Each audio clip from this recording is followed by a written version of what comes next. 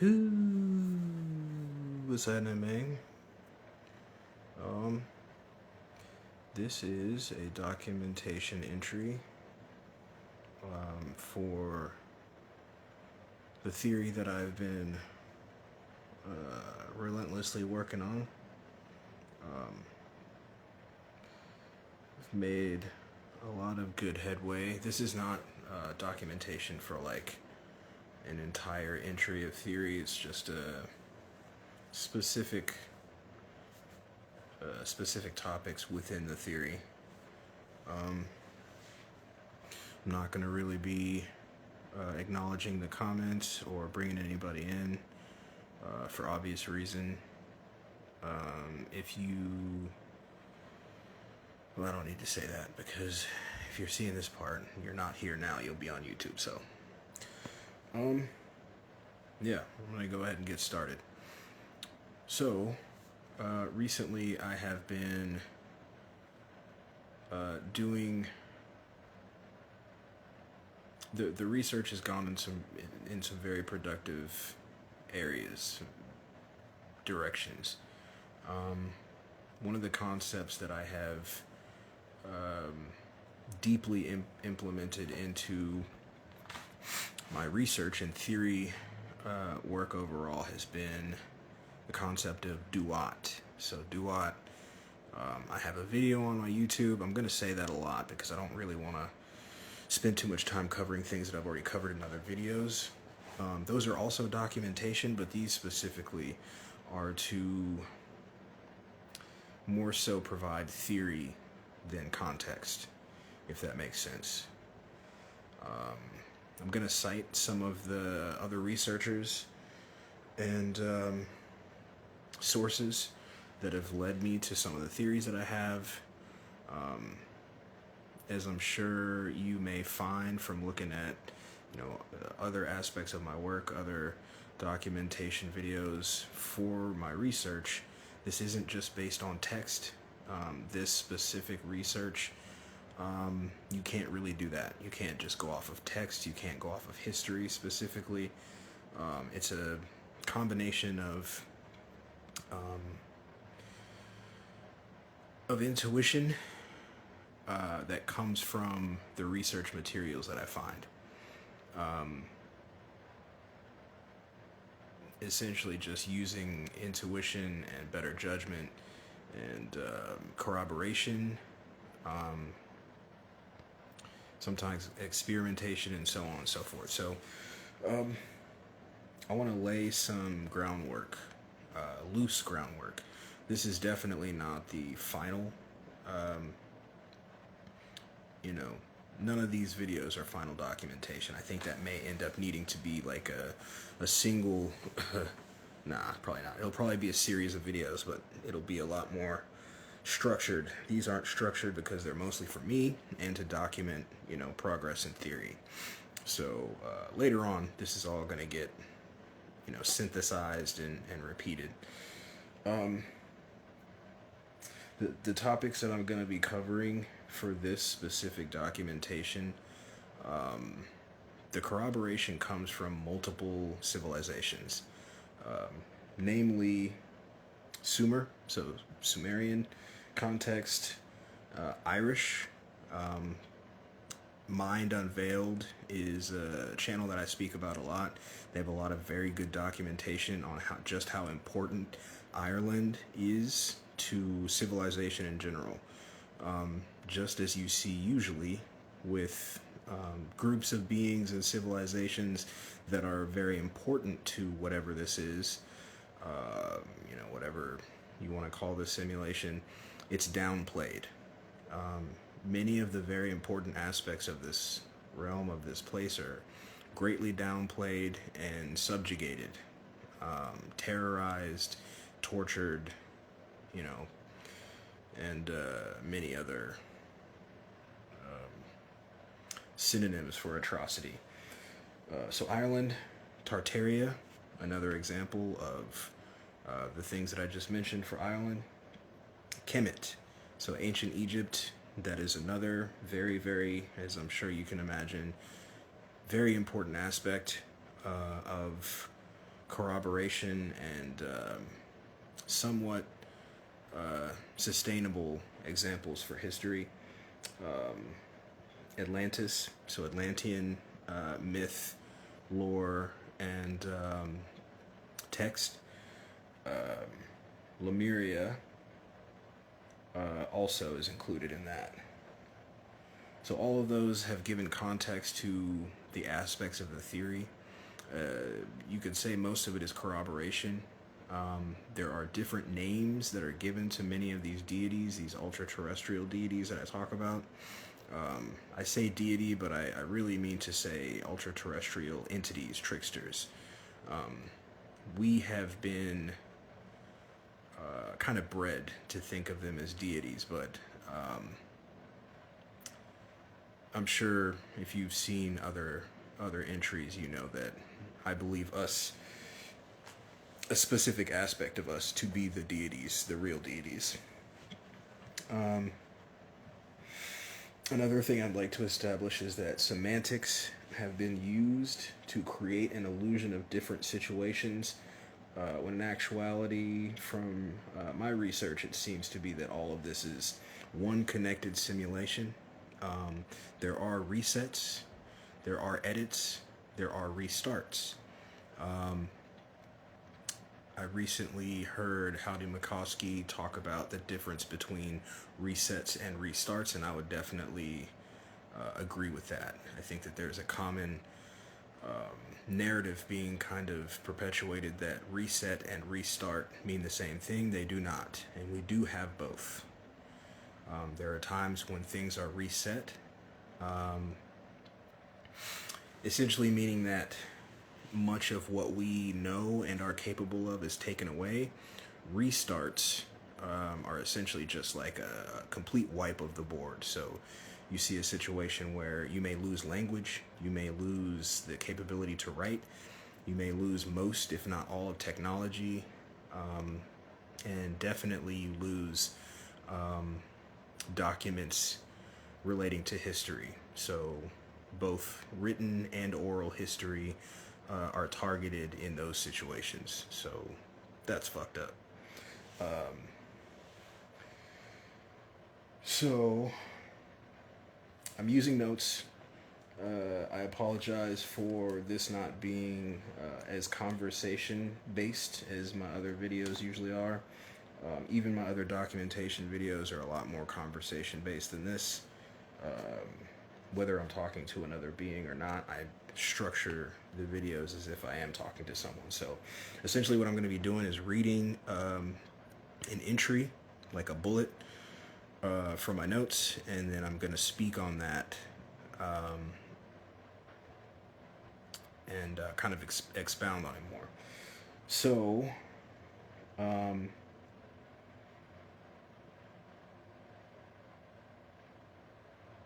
before I get started, I definitely want to acknowledge, I'm not going to use their name, but I had an interaction with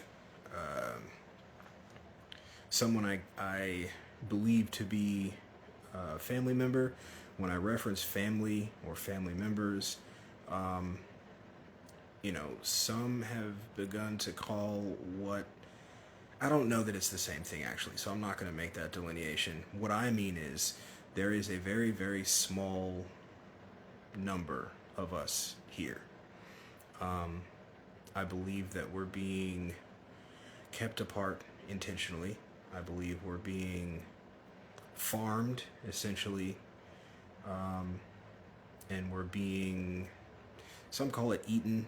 I don't agree with that terminology because that kind of signifies the physical act of eating, like cannibalism. That does happen too, but I don't think that happens to us. I think that happens to lower consciousnesses that are in this place with us.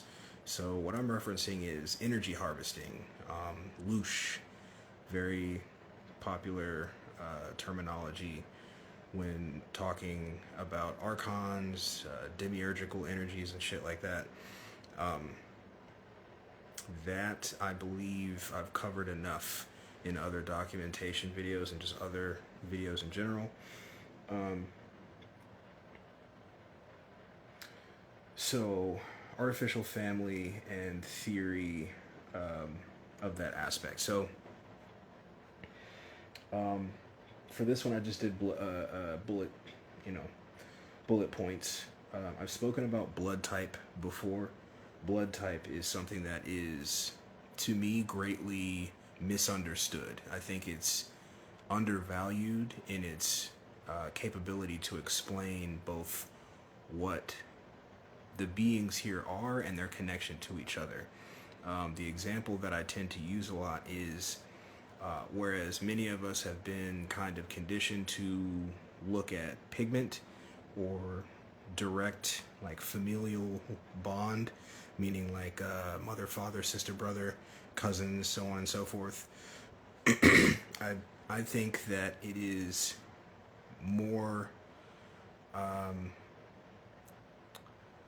logical and likely that we look at blood type.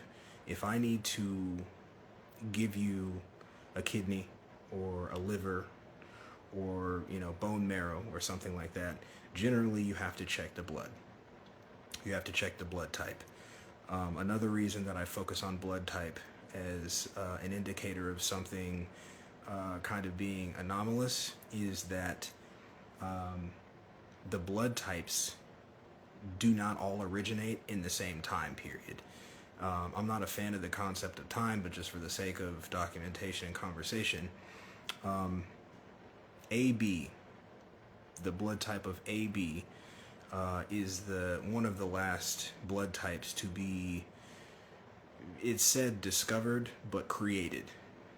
The AB blood type is one of the last blood types to be created, which, if you take an extra step from that, who was here and capable of creating an entire blood type? That kind of signifies a level of deification to be able to create an entire blood type. It's not to say that that's what that is, because it's kind of similar to cloning. Some lesser civilizations may look at cloning as godlike because they're not familiar with the science, which is a very, very consistent theme of what I think is happening here, is just a lack of knowledge into technology and the capabilities of beings that have said technology. I think that happens a lot, where you see biblical text that references technologies and it's mystified. It's given mystical properties instead of being understood to be technology. Ships, armor, cloning, biological processes that are synthetic. There are many, many, many examples in the biblical texts, in just Abrahamic texts in general, and Eastern texts as well, that seem to be talking about technologies. But if you take into account how those civilizations spoke, the things that they would use as analogies, or the things that they would use to describe something, you can see the context. Much like with a star, when they say a wheel within a wheel. A wheel within a wheel kind of references, when you look at a star now, if you have a decent telescope or camera, many of them have a circle with a circle within it, or a circle with an X within it.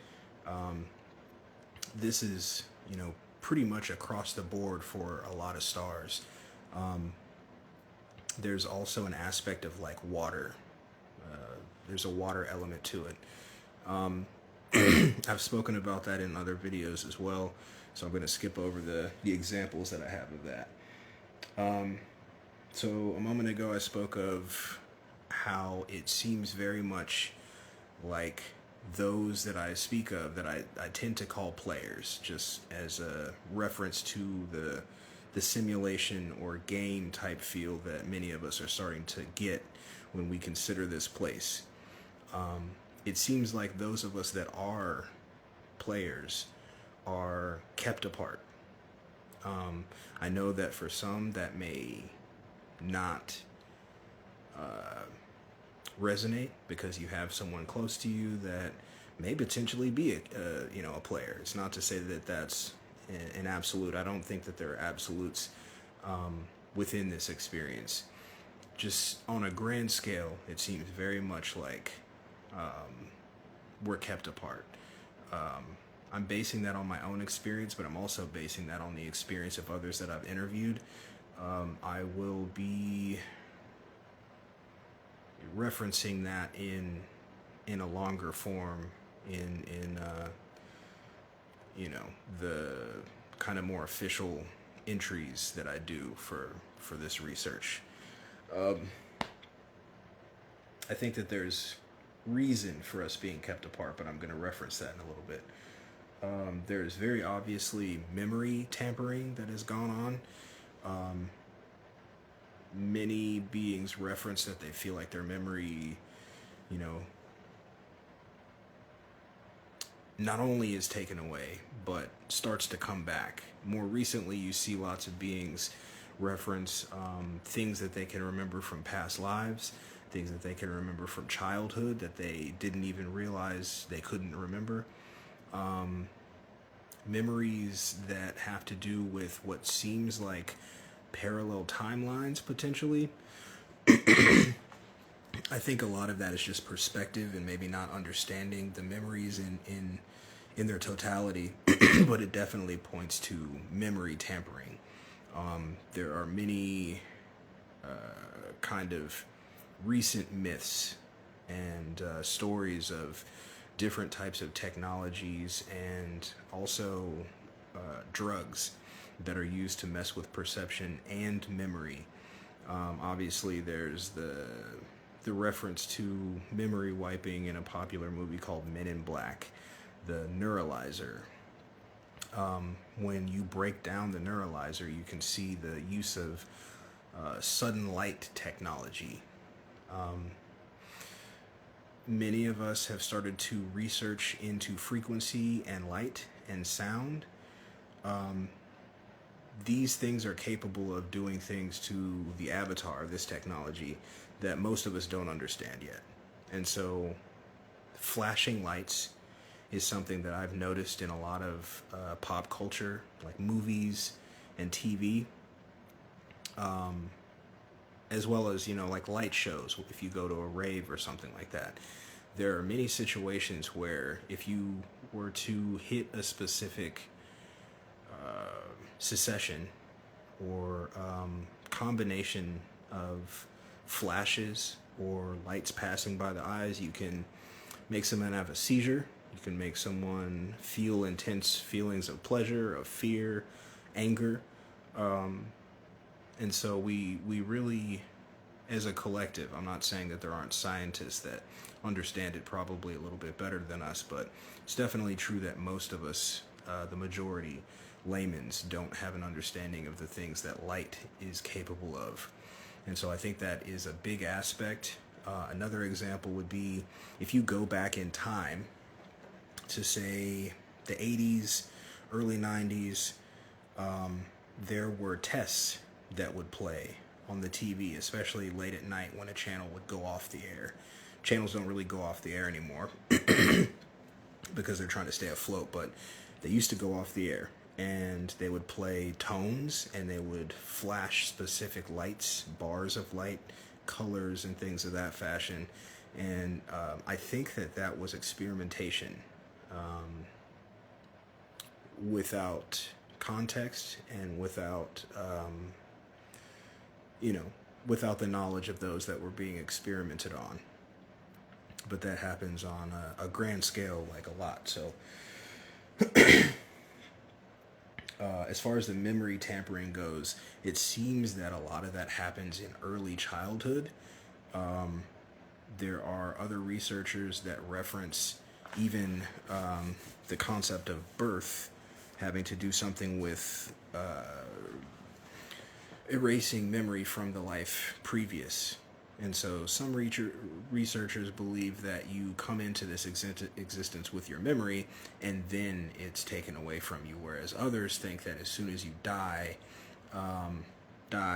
your memory is taken from you. Then you're either a blank slate or you remember all of your lives, and when you come through from this reincarnation cycle, there's a process that happens that somehow wipes your memory.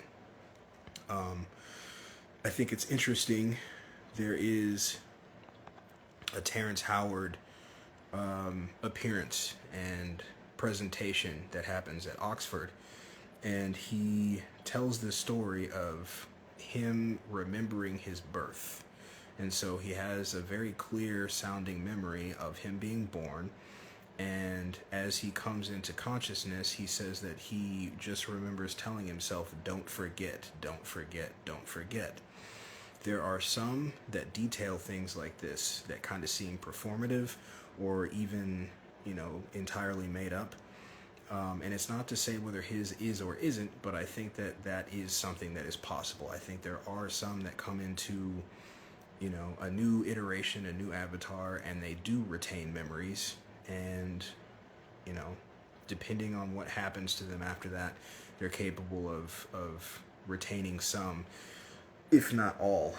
I've been trying to find someone, at least one, that remembers as far back as, at least being a 1-year-old. I'm hoping to find someone that can remember like Terrence Howard did his birth and whatnot, but that's very difficult, as you can probably assume, to find someone that wouldn't just make stuff up and LARP that experience. Another thing that was spoken about was markings on the body as indicators. So sometimes I'm going to reference personal details or personal experience, but there are others also. I'm never just going to reference my own, or if I do, I'll preface it, I'll say it like that. So I had markings on my hands, both the backs of my hands. Now I have tattoos, but they were shaped like paws. They were shaped like paw prints. And I always thought that was strange, but also, kind of cool. I also found it strange because the paw prints seemed to kind of signify like like a wolf or a bear or something like that. And those are both animals that I have a reverence for, and I've also been called those things by matriarchs in my family. Don't know how to make the connections or delineations there, but it does seem significant. Later, though, in life, there have been instances of me waking up to markings that were not only pronounced but healed. And so they were fresh because they weren't there the previous day, but they were healed. And if you have darker skin, when you have a scab or not a scab, if you have a marking of that kind, the skin is darker there if it's healed, usually, or it's significantly lighter. And so I would wake up and have a marking behind my ear. That was one. Lower section behind the ear, right in this area.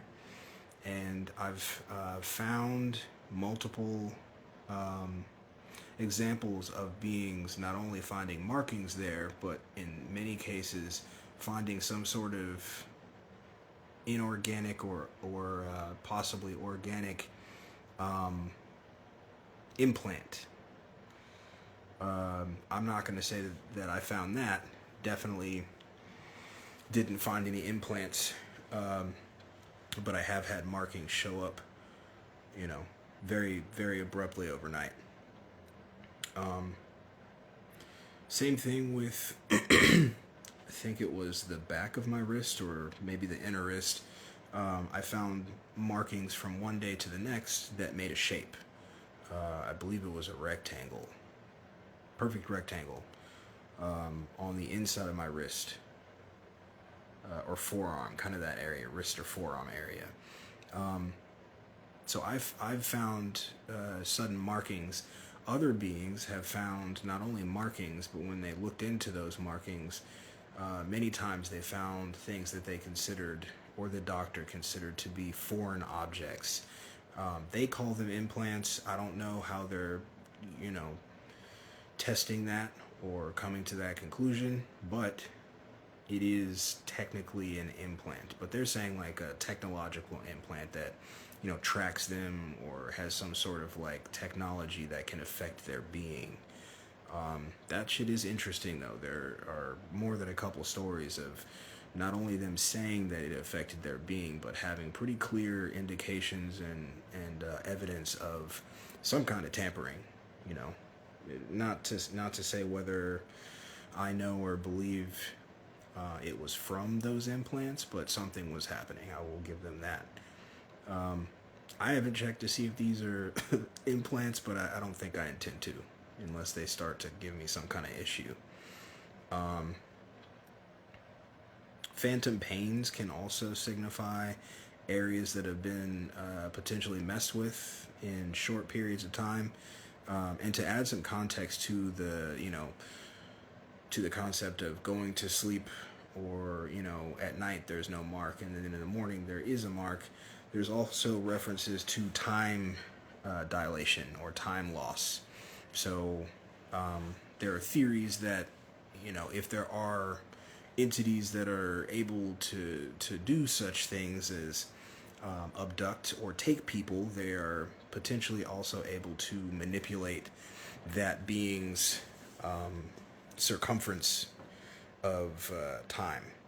So essentially saying, like, if they were to be extracted, it wouldn't be good for whatever entity that is, for those beings around that person to see how long they're gone. And so many beings accounts include some sort of time dilation or time loss or time stoppage. I haven't experienced that, but at the same time, I would just go to sleep and wake up. So seems like there's a potential for something different to be there.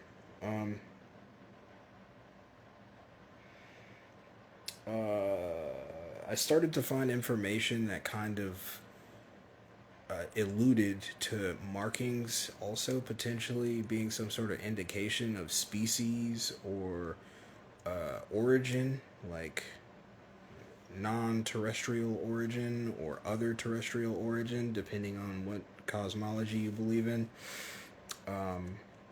So species, origin, or family, because there are families that supposedly use markings to signify their lineage. I haven't found too much into that, but I'm still looking into it because that's very interesting to me and could lead to more information on more broad topics. So hopefully I find something into that. Markings also, obviously, in more of an obvious sense, could lend to the possibility of experimentation, abuse, attack, or fights. And the reason that I use those examples is because the stories that I was able to find vary a lot. They're way different from each other.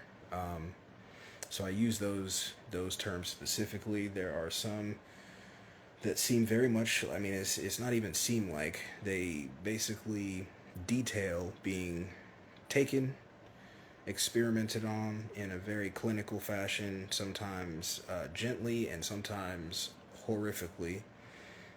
There are other stories where it kind of seemed like the point of what was being done was more of an abuse, maliciousness, violence, and it's my thought that in those situations that's probably to create loosh, or there's a substance called adrenochrome that comes from fear, heightened fear, and is used by beings that are here in this realm, in this terrarium. Also, I believe in concert, when you release adrenochrome, you also release adrenaline. Obviously, adrena. So, that's I don't know that I necessarily need to corroborate that. When abuse, there obviously depending on what the beings are, they could just be doing that for fun. But it seemed very ritualistic, not in the sense of like, you know, dogma or metaphysics, but like repetitive, very clinical, seeming like repetitive abuse. Whereas if it was for personal reason or for fun or something like that, it would potentially be less structured, I would say, if I had to make an assertion. Attack, so the reason that I put attack and abuse as two different possibilities are because there are situations where it seems like beings would wake up when they weren't supposed to, or they would try to escape.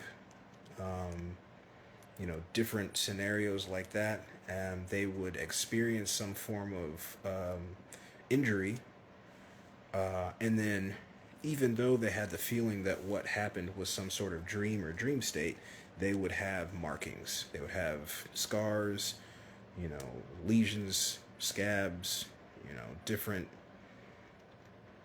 indications that what they experienced was potentially not a dream, even though there is the possibility, and there are documented examples of beings both inflicting things on themselves in their sleep, and also there are some situations where beings detail something happening in a dream, and then having physical indicators of that same thing in that same area when they wake up.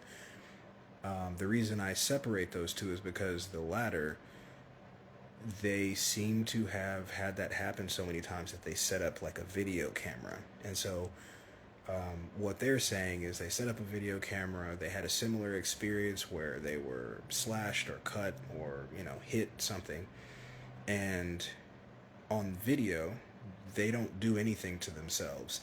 But when they're examined the next day and they detail what happened in their dream, they have markings. So whatever that is, you know, that could be interdimensional. Who knows? Who knows what that is? It could be their own capability, their own power kind of turning on itself, turning on their own body. And then fights, you know, kind of similar thing there, but then there's also a couple of stories of beings being used almost in the sense of like gladiators to fight each other, or used to keep others in line. Basically just more conscious situations where the being is awake in a sense and has to fight someone. And so they remember very vividly the thing that caused the anomaly, and when they're next feeling like they're in this reality or in their home reality, they have markings that match what they experienced. That stuff is very interesting to me. Even without my own experience, I think that indicates something. It's just very difficult to figure out what is the closest to the answer for that. So I'm going to go on to the next one. I think that artificial family theory and the bullets after that are going to be difficult to flush out. Beings are known to fabricate. They're known to lie. They're known to exaggerate. So it's very, very difficult to get completely truthful accounts of things. A lot of the time, what I've noticed is that I have to discontinue interviewing someone because they are seemingly in it for attention in one way or another. Whether they think that attention is going to come later on in the form of fame, or they just like the attention of a researcher interviewing them. That is a pretty common occurrence. All right, so next bullet. And I didn't put too much thought into wording these because this is mostly for me. Existing broad theory of invader colonizing colonizing groups, taking a vast number of the powered beings here and locking them in asylums, and prisons as POWs, if not just killing the more powerful avatars. This would leave the children of our family defenseless and confused. This is very obviously a continued tactic. Innovations to these initial tactics are abundant. Children are often placed with conscious or unconscious replacement handlers. These handlers often pose as family or family friends who took custody after tragedy. So, this kind of lends more to the Tartaria, Lemuria area of, text and documentation. Again, there are a few Tartaria research groups or channels, whatever you want to call them. Mind Unveiled, in my opinion, does the best, connective work. Their work on the orphan trains and the Cabbage Patch Kids, it makes a whole lot of sense. And when you start to look at the architecture that was left here at a very specific time, and the concept of them taking all of those beings and putting them away in these giant castles, renaming them prisons and asylums, it seems very, very much like there was a mass, siege of some kind, like a sacking of an empire. There are theories as to how that would be possible. Anytime you bring that up, there's always someone that says, well, if you were so powerful, how did they overtake you in that way? But, the flaw there is that we don't know how powerful or capable our family was, and we also don't know how powerful or capable, said invading group or groups were. Just going off of the context clues, there's so much architecture that looks different than anything else than we have made. Myself and other researchers have talked about the insane differences between Capitol buildings in the downtown areas of metropolitan cities. Intense marble work, lots of gold work, entire giant gold statues. Just some of this stuff doesn't match the architecture that surrounds it. Many times you'll find stories that attempt to explain it but don't do a good job. There's also a lot of evidence, physical evidence. They do construction and they find lower levels that have windows that have been either bricked up or broken out and filled with sedentary stuff. There's a lot of evidence. There's a lot of evidence of some kind of replacement that happened. Assimilation is also a good indicator, or terminology, I guess, better than indicator. And this is on a mass scale. It's not just to say that this is in the Americas. There are differences. It seems as though there's a deeper connection to that past in other places, such as Russia. Russia has very, very huge and just beautiful castles that seem to go back to those times. They just didn't lose sight of what they were. I can't assert whether or not the beings that run those places now are the real beings from those areas, but they do have a different reverence for the Tartarian era architecture that they still have.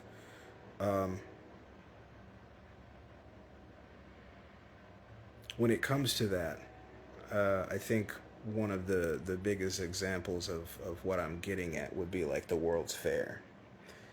Um, the World's Fair, brought up so many technologies that even today are thought to not be possible. And we have been led to believe that the technology that they had then doesn't hold a candle to what we have now, but the actual situation is that it's the opposite. They had things that we, are just now starting to see the prototypes for. You know, flying sleds, many, many different types of transportation. Much of the technology seemed to be like Nikola Tesla level, utilizing free energy from the air, like plasma. Many of the cathedrals and churches have been mislabeled as always being churches when the actual research points to those being healing centers utilizing frequency and sound. There's something known as I think it's called the Bell Apocalypse, if I'm not mistaken, or Bell Genocide, one of those two. But think of the Liberty Bell if you're in America. Bells like that were collected forcefully and destroyed, all of them.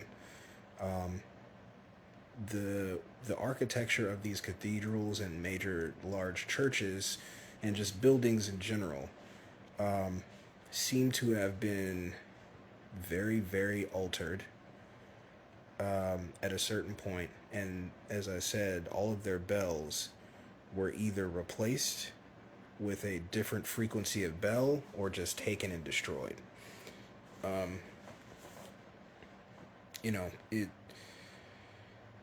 There's examples of that over and over and over again, where it does seem very much like things were vastly different. Someone came here and immediately initiated like a siege onto the beings that they found here.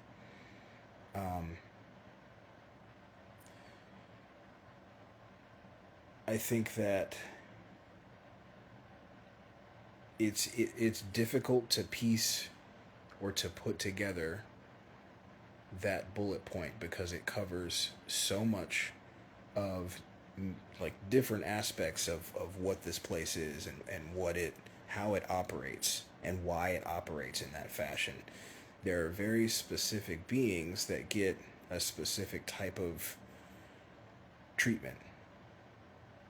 And it's not due to pigment or anything like that. If anything, it's due to like traits. You can kind of see those traits in various combinations within the beings that are, many of them now starting to say that they believe that they are something different than what they've been told they are. Some of them call themselves indigo children.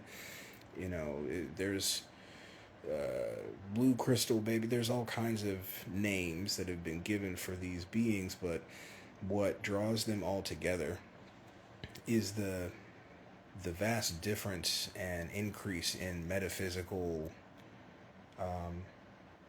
appreciation, metaphysical I can't say capability because I haven't really seen too much compelling stuff for that, but a propensity for the metaphysical versus materialism and capitalism. It's a very intense shift, almost a flip-flop. Going back, I think that even now you can see the evidence of the thought that the more powered beings that they found here, they found some sort of way to not only kidnap them, but to put them in these large buildings and essentially just not let them out.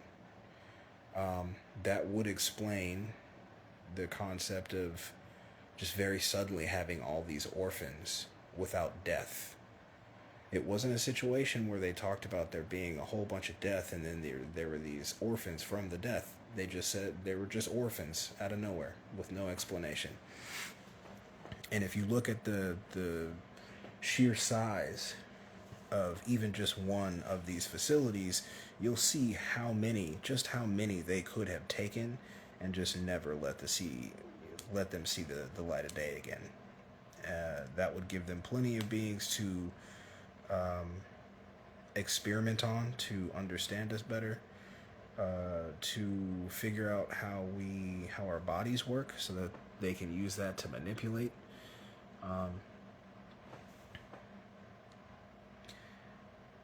The many of the stories that come from around the time of the development of psychology as a scientific practice is horrific. The things that they documented doing to people are horrific, to the point that they literally make horror movies out of them now, and have for a long time. And so,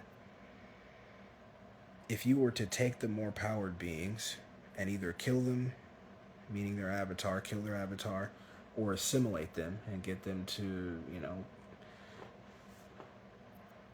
get them to do your bidding, essentially, then you wouldn't be left with too many.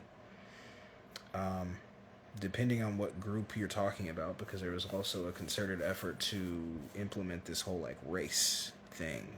And by race, I don't mean where you're from, as it usually would be, or it used to be, but your pigment. And it's not to say that your genetics aren't important. They're very important.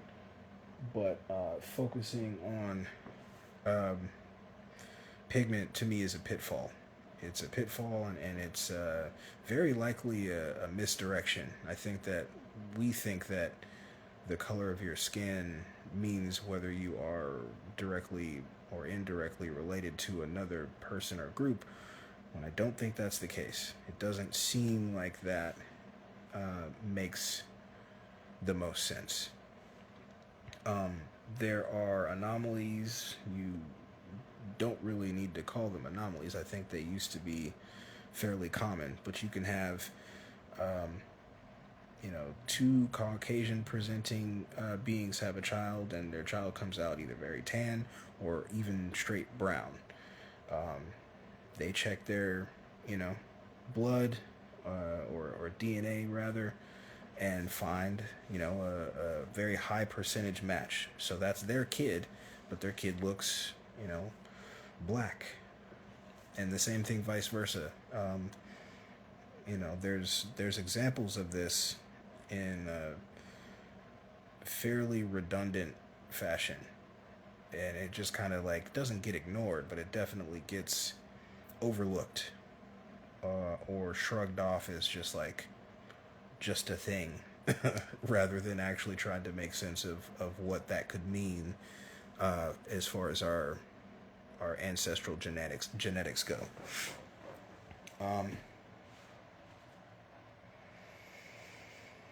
So I believe that those tactics are still being used. There's innovations to it, obviously, namely psyops, like social engineering. And so rather than inflicting things on these beings, you start to get them to inflict the things on themselves through, rap music, through movies, through TV, through manipulations of socio-political beliefs and systems. You start lots of movements, like the hippie movement, the feminist movement, the civil rights movement. All of these were created by an intelligence agency. They were created by intelligence agencies. This is documented. It's not, not me just taking a leap. And they were perpetuated by chaos agents or analysts or, someone in an official capacity kept these things going. I think that was also meant to to get us to kind of self-govern in a way, or self-manage. So rather than constantly having to poison or do the many things that they were doing at the start, they slowly implement things to to get not just us but everyone to essentially poison themselves, whether it be physically or figuratively. You know, they also created a prison industrial complex and then created at the same time a system for repeated, like a revolving door, not just for dark pigmented people, though, we definitely get targeted, but for everyone. There are whole prisons that don't really have many aboriginals in them, so it's not just affecting us. I know it affects us at a much higher rate. That's, not disputable, but I think things like that are pitfalls to create division. Point being, they created a prison industrial complex that not only is private, and so it's for profit, but also they created a whole genre of fucking music. Created a whole fucking genre of music to influence the youth, not people, not beings, the youth specifically, to make them angry and rebellious and open as vessels to be told what to do, what to wear, how to feel, what to think is cool, what to not think is cool. Very slow process, but look at how rap is now. Look at how hip hop and rap are now distinguished as two different things, because those that put thought into their rhymes, they don't want to be associated with rap much. I think that bloomed into other areas also. I think that started off with,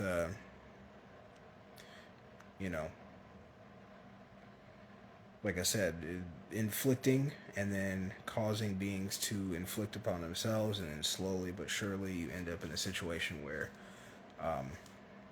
you kind of look around and only see negative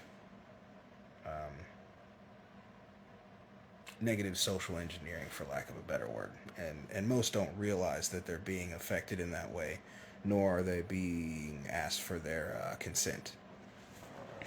The concept of the orphans being placed with either handlers or family friends or something to that effect.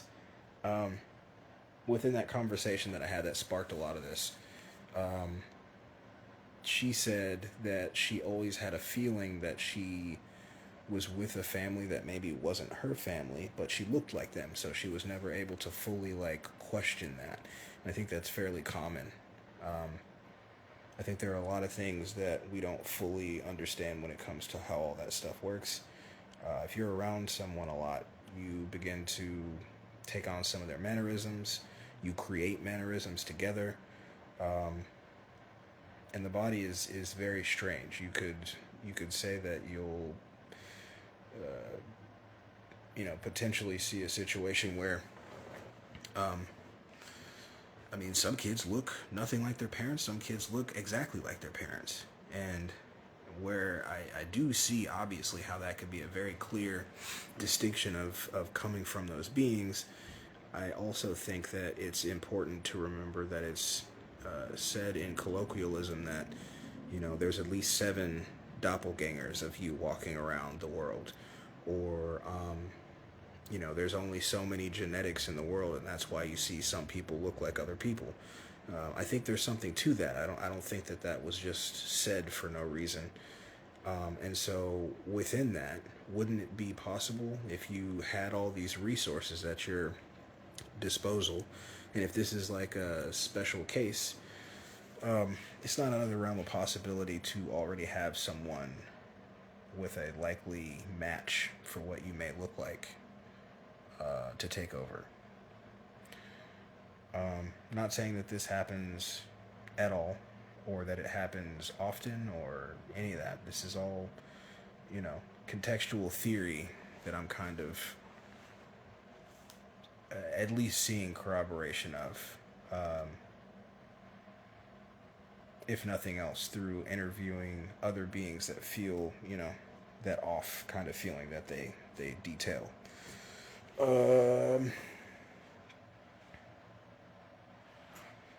that part of it kind of lends to the whole Truman Show thing that a lot of people say they feel.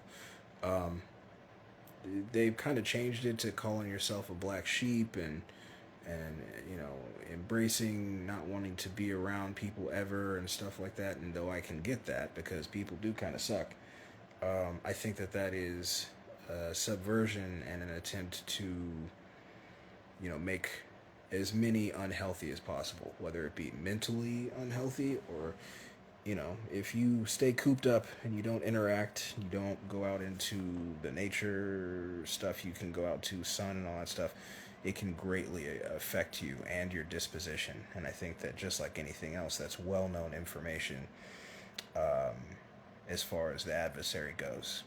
You know, they know more about us, I think, than we know about ourselves because we've been lied to about ourselves pretty much the entire time. So I don't think it's out of the realm of possibility to be potentially like placed, and then even, you know, sometimes you look like them, sometimes you don't. If you don't, then maybe there's something to that. If you do, doesn't mean that that's definitive, you know. Or even if it is, it more depends on like how they're treating you. Are they doing something nefarious to you, um, or are they behaving as one would expect family to behave? So next bullet, breaking up the nuclear family is a layered tactic that accomplishes the obvious effects, but also helps it to push us toward anyone other than our own as companions. And this is not in reference to pigment. This is not in reference to pigment. This is not a foolproof tactic because our genetics, you know, quote unquote, who knows if that's what it is or isn't, could be a metaphysical thing, are extremely dominant. There's a lot of contextual evidence of that, and it's something where you have to almost have discernment to see it from one generation to the next. Hard to explain. I think I'll be able to flesh that out later. Where was I? This is not a foolproof tactic because our genetics are extremely dominant. Modern medicine and poisoning campaigns drain our power and energy, which creates a potential another fall in density. And I've spoken about this before, and I've seen many others speak about it too. You know, fluoride used to be used as rat killer. There are many substances that are kind of pushed on us in totality as a group that we shouldn't be allowing.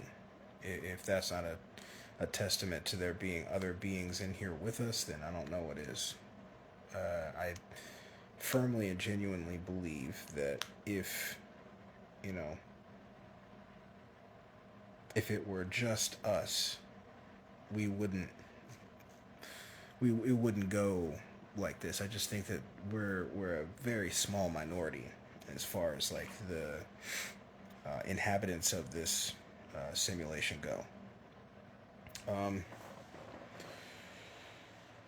Our genetics, I do believe, are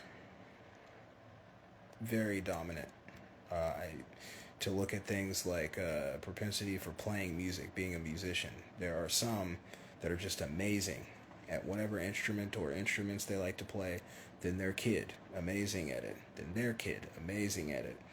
You know, we say genetics, but that's just like a word, you know. And much of the sciences that we reference aren't actually proven. They're just theory. Most of science is theory. Not much of it is proven. You can get contextual evidence of things, but then you can see something that cancels it out. Chaos. Chaos theory, literally. And so modern medicine is, you know, one of those things that's been very, very intelligently set up to seem like it is beneficial or helpful, when in reality it's just kind of like keeping you sick enough to be profitable. that one's not even that's not a conspiracy or documentation or any of that. That's just, apparent to most. I think that it used to be a more kind of under wraps topic, but I think many, many, many saw what happened with that bio weapon attack in 2020 and realized just how different, things are than what they thought they were.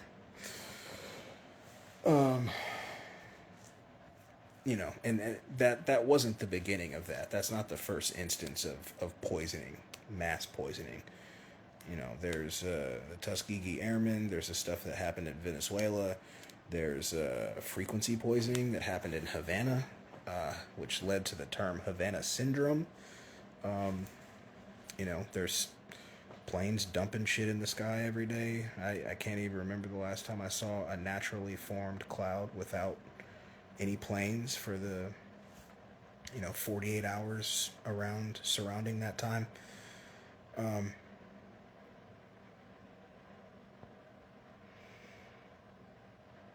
Food, the pesticides and all the foods, these are things that get attacked when you bring them up. Like when Alex Jones brought up that there was a chemical called atrazine being added to our food that messes with our hormones and pituitary glands and all these things that are very, very important in your body.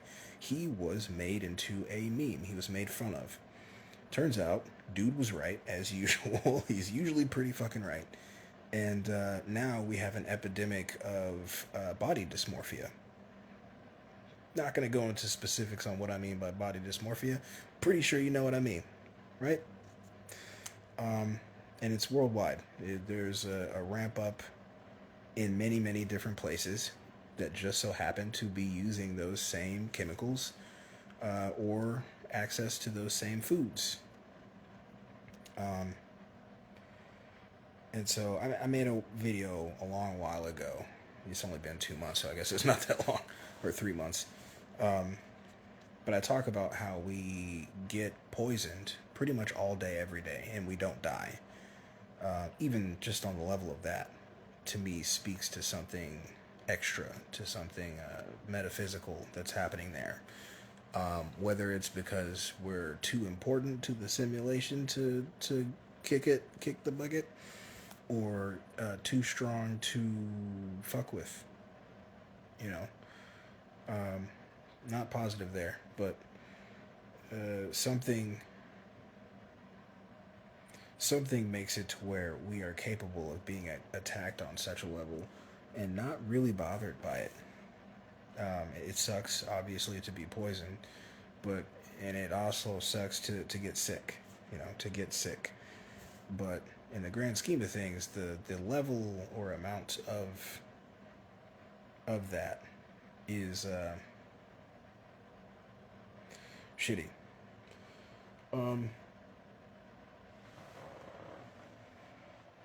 So yeah, I'm not gonna stick on modern medicine for that much. I feel like that one's pretty self-explanatory.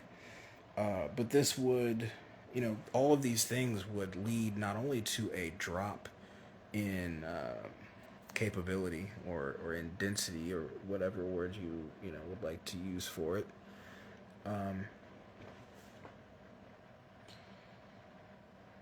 There's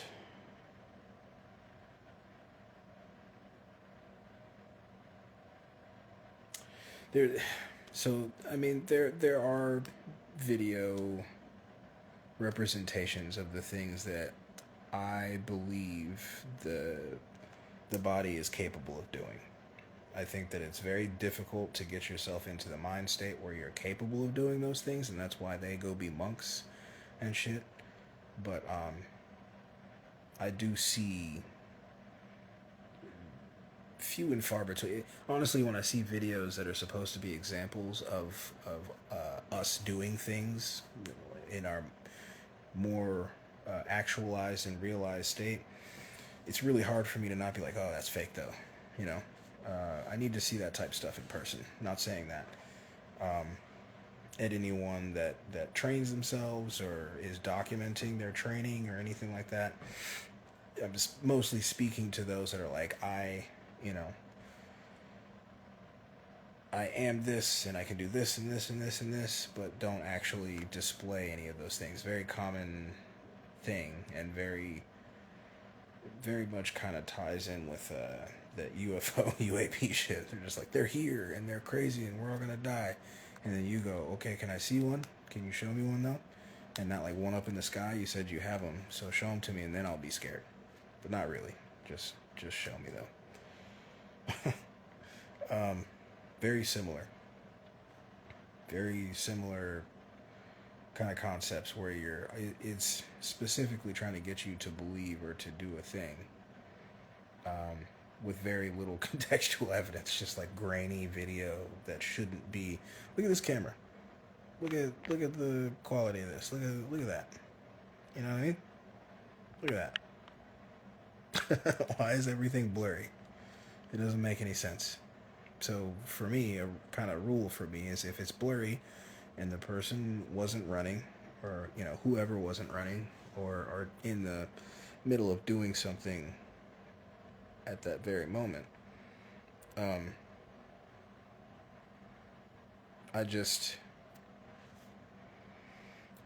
feel like the need to be hidden, the need to be hidden or hold on to knowledge and call it a cult and stuff, I think that time's out. So I kind of just assume, if I see a video of someone trying to like say they can set things on fire with their hands, or they can, wind build, I just, not to say, I don't believe any of that stuff, because I do, but I would need to see that to actually consider those beings to be capable. So in my opinion, those of us that do have the genetic capability, or the whatever you want, a capability to do that, it would just help. I mean, not just for theory either. I think that would help a lot of beings be like, oh, that's real. So if you can do that, then I can probably do that. And, that would start a almost positive thought form. Which we need some positive thought forms, right? Especially right now. Where was I at?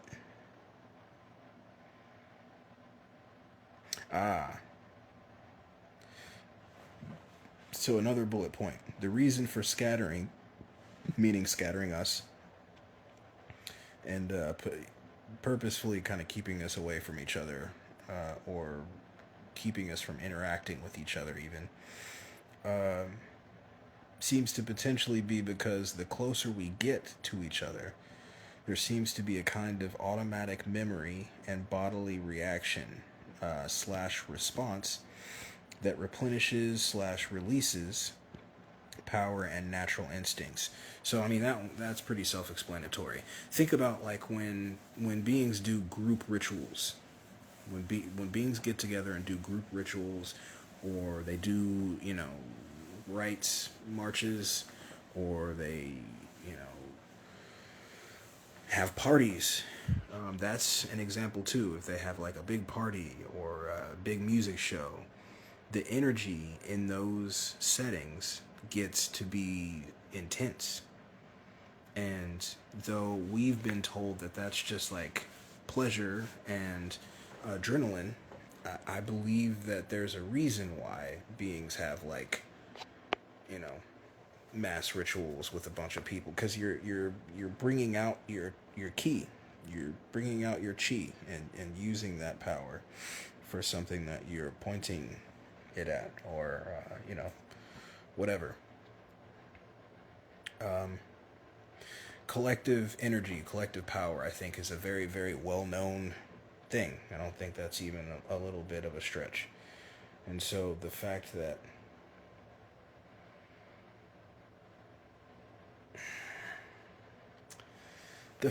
they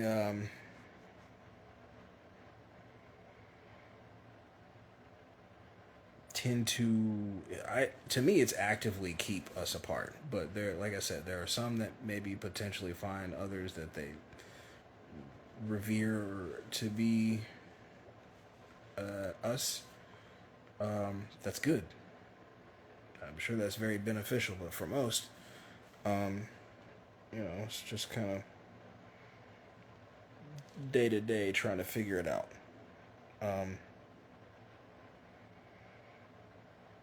But it definitely seems like it benefits, even if it's just one other being, one other you. If you get together with that being with, a common goal, then it's kind of said to be more powerful, much more powerful.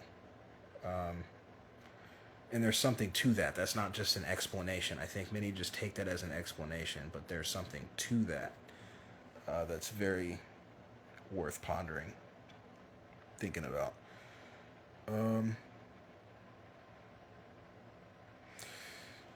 So the ending of that was, this includes potential to heal each other and reverse damage done by poisoning, etc. So there are instances of beings healing each other with hands. There are massive prayer circles. There's all kinds of instances that kind of show the concept of like what I mean by that specifically. Another example of impeding on that would be the fucking made up social distancing. They can't. Not only did they do the social distancing thing, but they came up with the correct amount to keep your aura away from others' auras. So,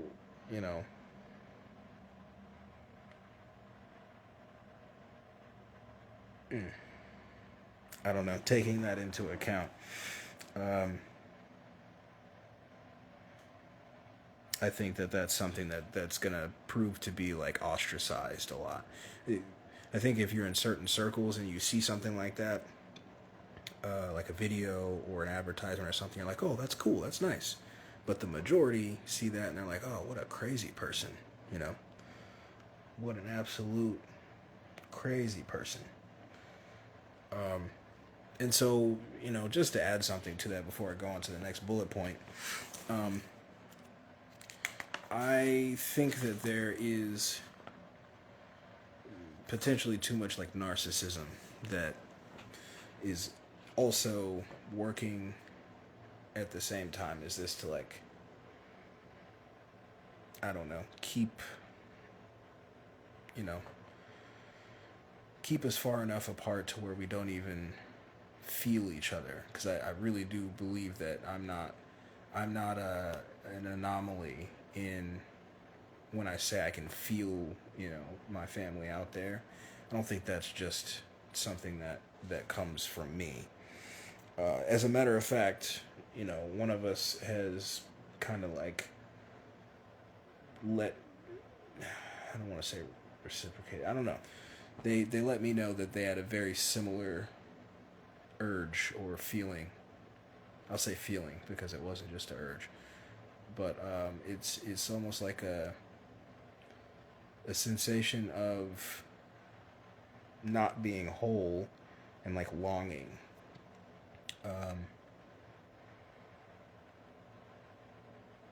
And it can be so intense at times that you just make the decision to be friends with those that may not have, the same best for you, the same want of things to be, the best for you. So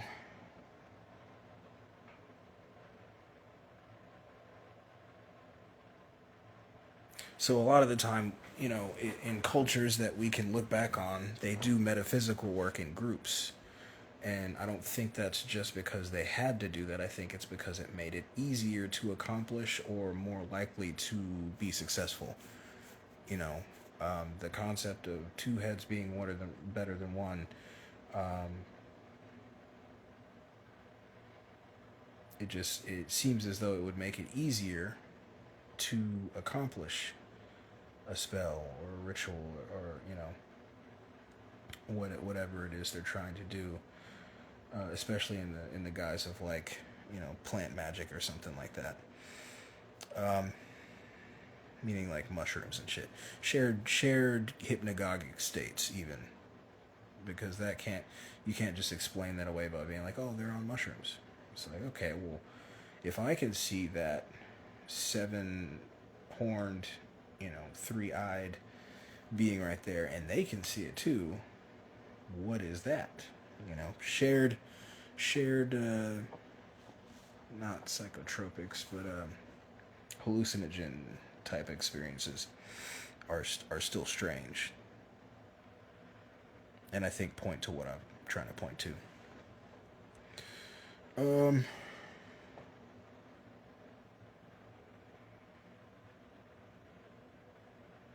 Yeah.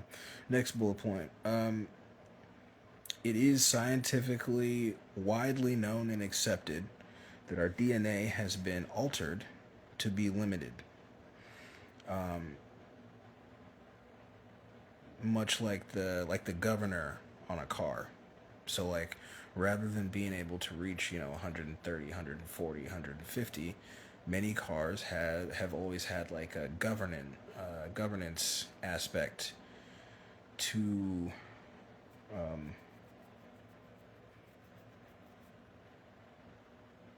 negative end. I mean, that one includes a lot of stuff. There's well, I think I'm about to actually mention that. Let me just read it instead of talking halfway through, or not like a fourth through. Like the governor on a car. A propensity to worship beings outside of the self was also added to the genetics of all beings here, not just our kind. So I say that to say that it's not just that we were altered in a way that kind of needs some kind of deity worship. It seems like that was done to everyone in the idea of keeping it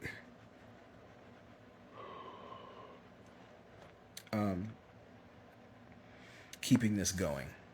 If you're an extraterrestrial or ultra terrestrial, and you need these beings to not only keep doing the dumb shit they're doing for you, but not realize that it's dumb or that it's bad for them. If you make them worship you, then they'll not only do the things, but they'll do them for free. Just because you're their deity.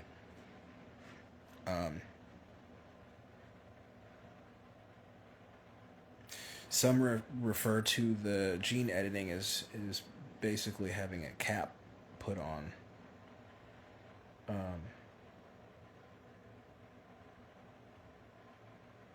I don't know. I don't know how I feel about like DNA and genetics and all that stuff. I feel like there's so much lying about many of these things that it's hard to like make a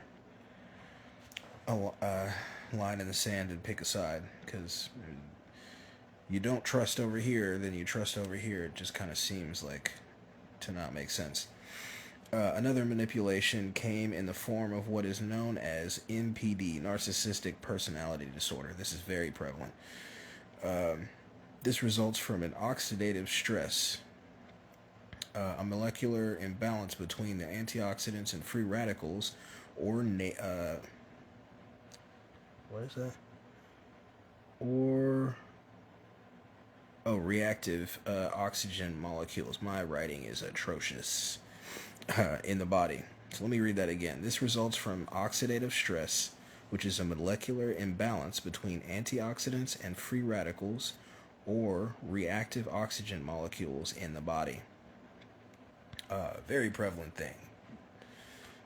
Hugely narcissistic shit is kind of seemingly running rampant right now. Everybody thinks that they're in their own little like movie, and don't even take other people into account. It's very, very strange. This is a likely explanation for the geoengineering and terraforming of this realm. Oxygenization. and I put a little context point. The 8 OHDG molecule is an oxidative stress biomarker, and it's specific to borderline personality disorder as well. So those two, narcissistic personality disorder and borderline personality disorder, are both indicated by that specific molecule, and it seems like those are like the main ones or only ones potentially.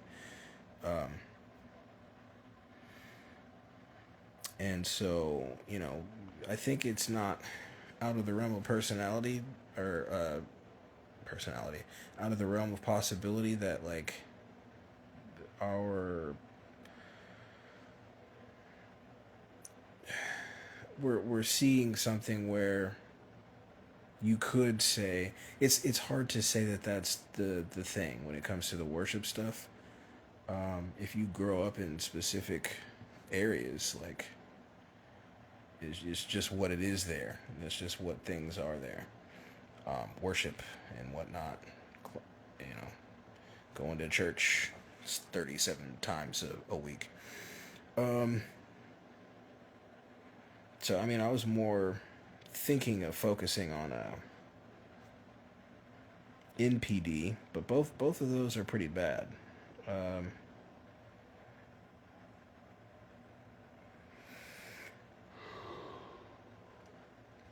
Narcissistic, I would say that narcissistic personality disorder is worse because they at least are aware of what they're doing, I think, if I'm not mistaken. I don't know what the disorder part, distinguishes. So it's an oxidative stress biomarker, and it's specific to borderline personality disorder, as well as narcissistic.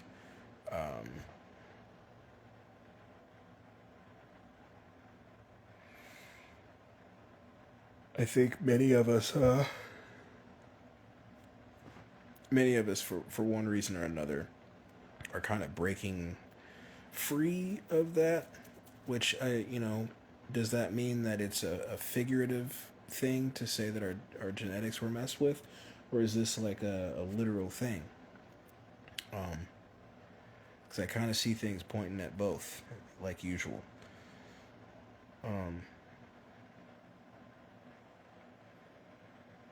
When I said that it's a good indicator or possibility that explains the geoengineering and terraforming, I do believe this place has been made recently.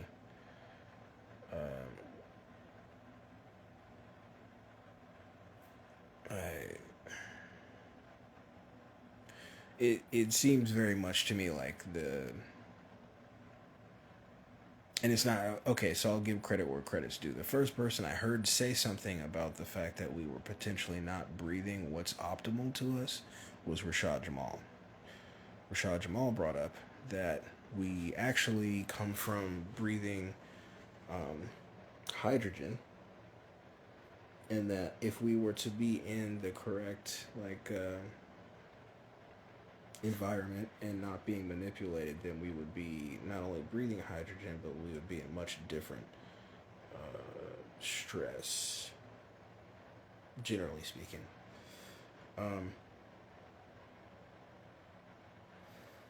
Anyway, next bullet point.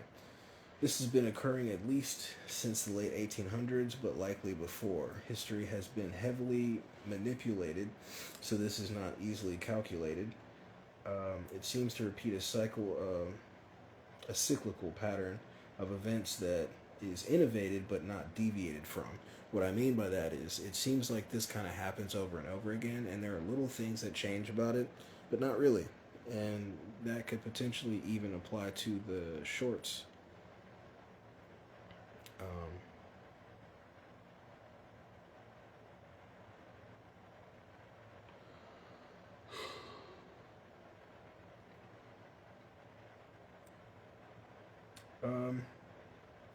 I don't know if the whole not deviating from it is because they're not allowed to, or because it wouldn't work right. kind of trying to figure that out by comparing civilizations and how they fell, but it's not very easy. Because the books are like textbook textbook level. Um,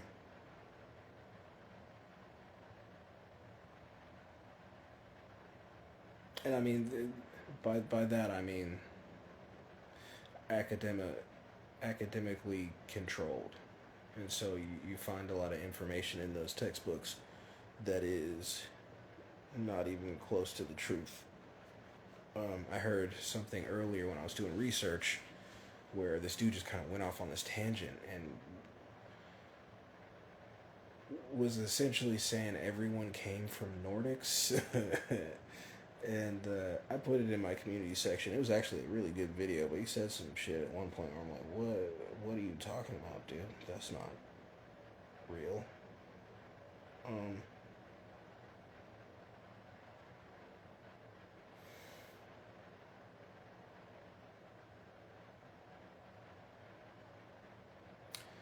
you there are things that have happened that have been called one thing when the evidence points to another thing. So like there were some deaths that were attributed to a volcano erupting that seems more likely to have been like a reset. Very like quick reset. Um, and it also points to uh,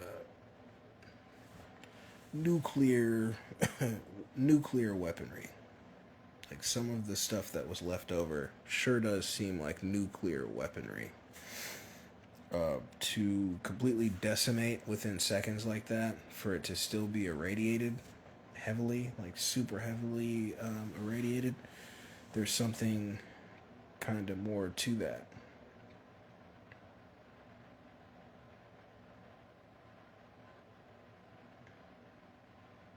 Mm.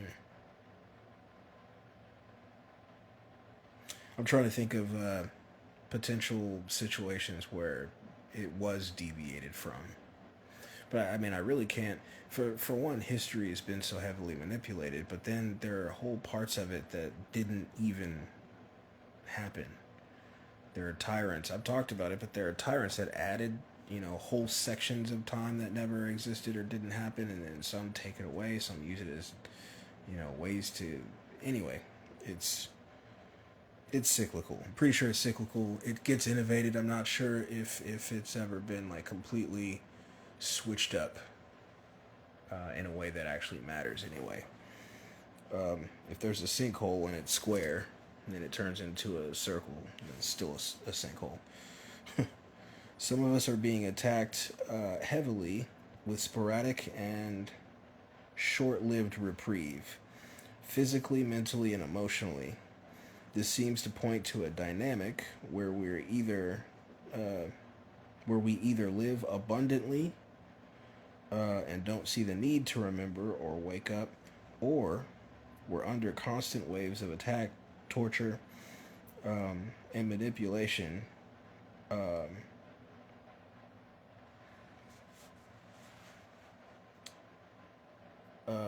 They have little to no resources and are often made to look imbalanced using many specialized tactics. Page is stuck together. The page is stuck together. Right? Yeah. In that scenario, you're very likely being heavily surveilled. Wait a minute. That skipped a bunch, right? Oh, okay. In either scenario, you're very likely being heavily surveilled and covertly manipulated to behave and act like those who have been strategically placed all around you. That one's pretty self-explanatory. The goal is to find the optimal conditions to get you to give up or at least not see the reason or benefit in remembering what or who you are, or reclaiming what's been stolen and kept from you, whether that be extremely negative or numbingly positive. So, like, what I've kind of seen, not just through research, but through, like, kind of some of these groups, I'll say it like that. some of these fucking cults, bro. There are some that focus heavily on abundance, and they try to say it in like this like granola holistic kind of way, but they really just mean money. They mean they mean the very thing that they say is not important about life. Living beyond your means, always striving for things to be awesome, monetarily. So it's a very specific like dynamic where just because you see a being that's doing very very well, for themselves, like financially or whatever you want to call it, if you see someone like that, generally they're not looking for things to like disrupt that. They're not looking for the real story, or that combination of words that really gets your head going.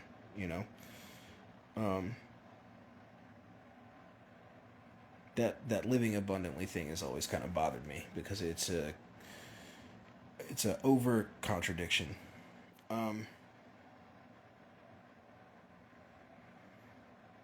And so if you are doing well, and you're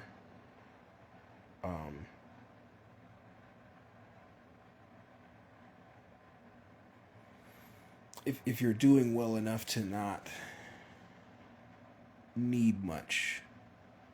No, I think it would be more than that.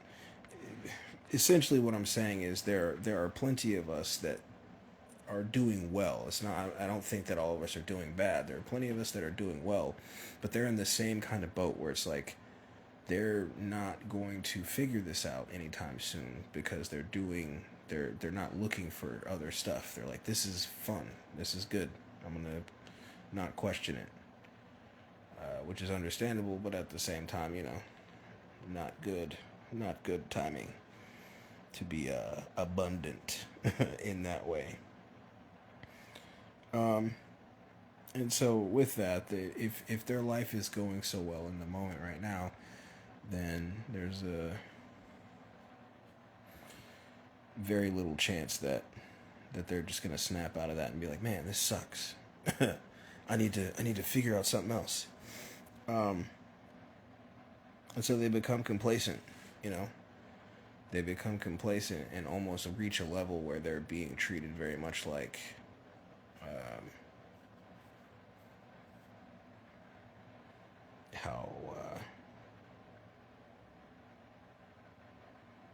how the others are treated, I guess is the best way to say that. And then, as I mentioned, the others being pretty much just like tortured and attacked all the time. The manipulation thing can happen to both sides, but I tend to not like scroll.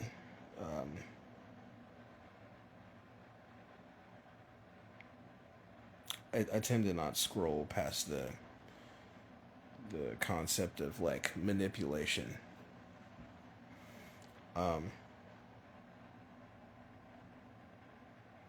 Manipulation almost kind of like lends to the concept of the rest of that stuff and what it could mean.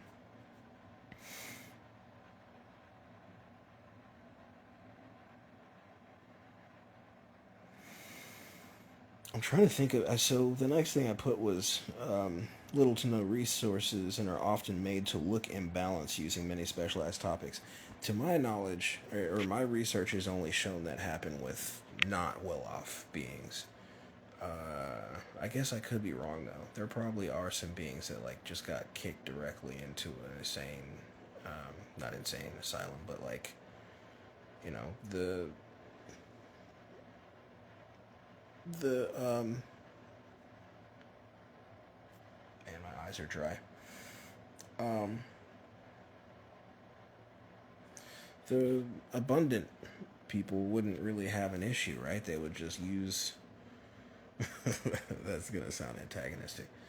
I don't know. Maybe I'm wrong. Maybe I'm wrong about that one.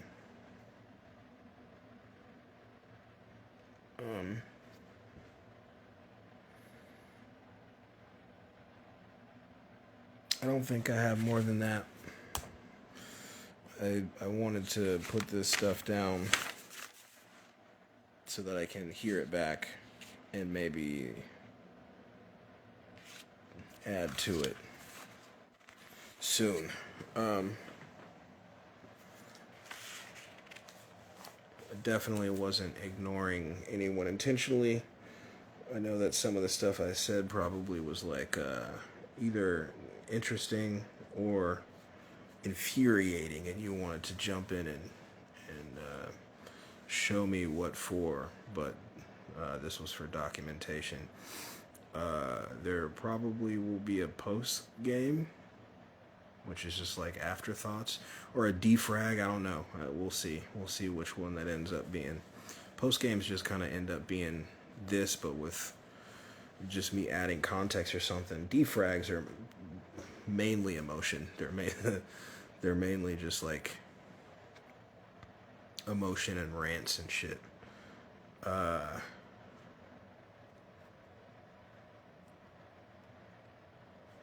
Yeah, my eyes are dry as fuck. I think I gotta do something about that. I appreciate you hearing me out, especially on these documentation ones. I don't know how I feel about this one. I gotta listen back to it. I might redo it because I feel like I want to do it better, even just for me. Anyway, love you, bye.